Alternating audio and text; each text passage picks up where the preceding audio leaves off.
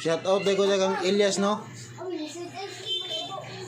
Sa iyang mga fans ni Elias. Dili na nako na ipakanta ang kuan kanang akong gigama nga kanta kanang la la la la la. Kay ikaw rin kakwarta ana.